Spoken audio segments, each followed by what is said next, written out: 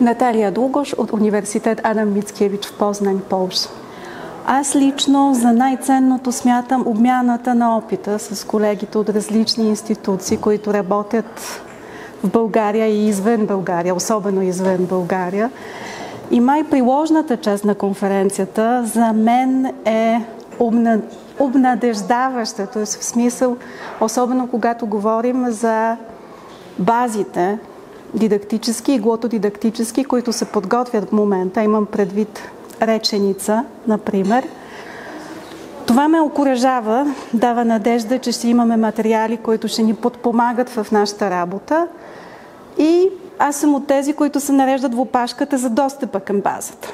Това за мен е вече сложен въпрос, защото аз в момента работя с съвсем различна тема, която е свързана с превода на правни термини в областта на наказателно право, така че едва ли тази тема би могла да се обсъжда в тази стриктно профилирана конференция.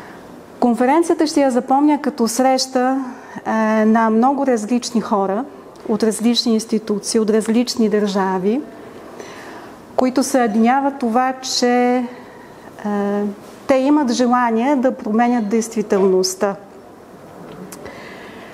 Намират ресурси, виждат перспектива, не се страхуват и всъщност и това ме окуражава. Има такава дума. Думата е виделина. Това е първата дума, която срещнах в градския пейзаж тук, защото наблизо до мястото, където се провежда конференцията, има народно читалище с името Виделина. Думата е архаична, устаряла, обаче тя за мен има всъщност два пласта в значението си. От една страна, това е светлината в дъното на тунела, надежда в това, което правим.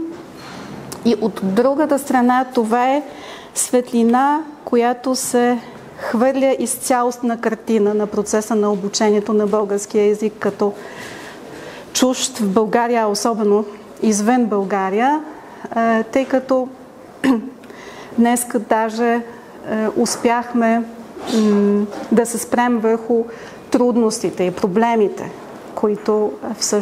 с които се сблъскваме. И това е според мен най-ценното, защото това е първата крачка, за да може да ги преодолеем в бъдещето.